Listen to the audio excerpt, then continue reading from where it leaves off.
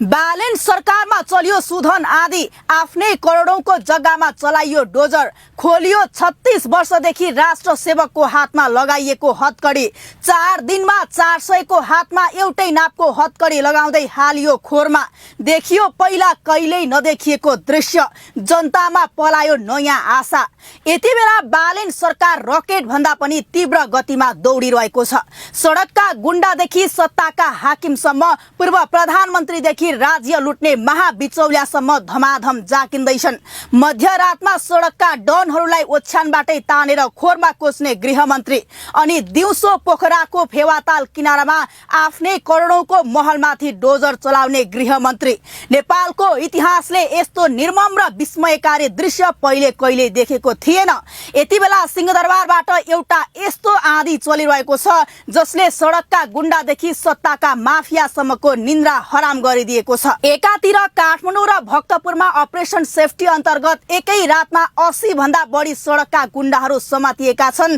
2080 सालमा प्रहरीलाई गिज्याउँदै 10,000 धरौटीमा छुटेका कुमार घैटे समूहका युवराज गुरुङ सानुभाइदेखि प्रवीण तामाङ डिम्पलसम्मलाई मध्यरातमा हतकडी लगाइएको छ पछिल्लो 4 दिनभित्रै देशैभरिबाट झण्डै 400 को हाराहारीमा मानिसहरू खोरमा जाकिएका छन् मालपोत र यातायात कार्यालयमा सर्वसाधारणलाई रुवाउने बिचौलियादेखि लिएर हप्ता असुल गर्ने सडकका डनहरूसम्म कोही पनि बचेका छैनन् तर यो भन्दा स्तब्ध पार्ने काम पोखरामा भएको छ गृहमन्त्री सुधन गुरुङले फेवाताल अतिक्रमण हटाउने अभियानमा अरूको मात्र होइन लेक साइटमा रहेको आफ्नै करोडौं मूल्यको सम्पत्तिमाथि बिना कुनै हिचकिचाहट डोजर चलाउन लगाएका छन् यो किन यति धेरै महत्त्वपूर्ण छ किनभने नेपालको राजनीतिमा नैतिकता भन्ने शब्द मरेको दशकौं भइसकेको थियो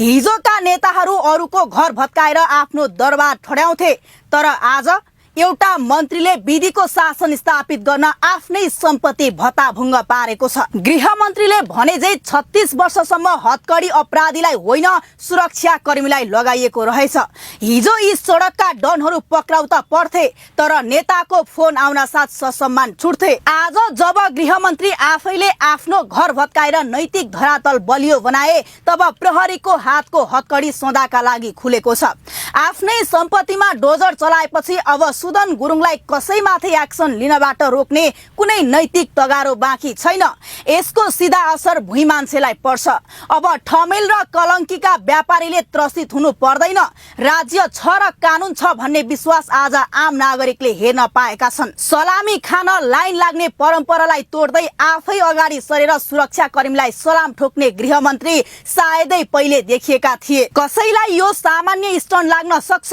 तर थोरै राशन अपुग तलब र जीर्ण पोसाकमै अहोरात्र सडकमा खटिने एउटा सिपाहीका लागि नेतृत्वले देखाएको यो सम्मान जतिको ठूलो मोटिभेसन अरु केही हुँदैन सडकमा ओर्लिएर ट्राफिक खुलाउनेदेखि प्रहरीका दुःखमा आम मानिस जसरी बोल्ने सुधन गुरुङको शैलीले आज तल्लो तहसम्म आशा जगाएको छ 36 वर्षदेखि सुरक्षा कर्मीको हातमा लगाइएको अदृश्य राजनीतिक हतकडी खोल्ने र उनीहरूलाई स्वतन्त्रता दिने उनको यो प्रयास साँच्चीकै प्रशंसनीय छ नेतृत्वको यो सामान्य तर अर्थपूर्ण व्यवहारले सिङ्गो संगठनमा ऊर्जा थपेको छ सुधनको यो प्रयास सफल होस् ताकि आम नागरिकले साँचो अर्थमा सुरक्षा र सुशासनको महसुस गर्न पाउन् तर पर्दा पछाडि लुकाइएको र नभनिएको सत्य अब बिस्तारै उदाङ्गिँदैछ हिजो सानुभाइ जस्ता सडकका डनहरू पक्राउ पर्दा हामी सोध्थ्यौं यिनीहरूलाई पाल्ने सेतो सर्ट लगाउने राजनीतिक हाकिमको हात खै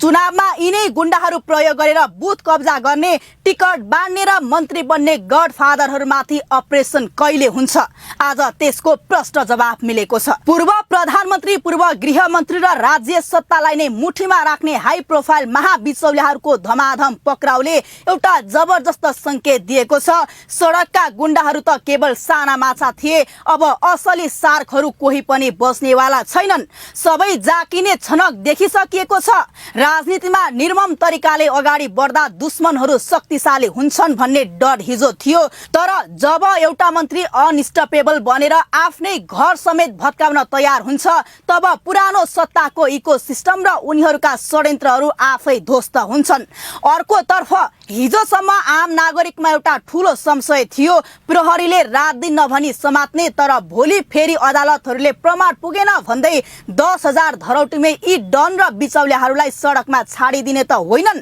तर यसपटक सरकारको तयारी फरक छ। प्रमाण र कानुनी आधारहरू यति मजबुत बनाइएका छन् कि राज्य शुद्धिकरणको यो महाअभियानमा न्यायालयले पनि विधिको शासनलाई पूर्ण रूपमा साथ दिनेमा सरकार र आम नागरिक विश्वस्त छन्। अब समग्र देशको परिदृश्यलाई हेरौं। हामी एउटा अभूतपूर्व परिवर्तनको मोडमा छौं। यो डोजर केवल लेकसाइडको एउटा भवनमा चलेको होइन र यो हतकडी केवल केही डनहरूको नाडीमा मात्र लागेको होइन। यो 36 वर्षदेखि हुर्किएको दण्डहीनता र भिआइपी संस्कृतिको चिहान खनिएको दृश्य हो। जेनजी आन्दोलनले खोजेको लोकतन्त्रको असली परिभाषा नै यही थियो, जहाँ कानुनले अनुहार हेर्दैन, आफ्नो र अर्काको भन्दैन।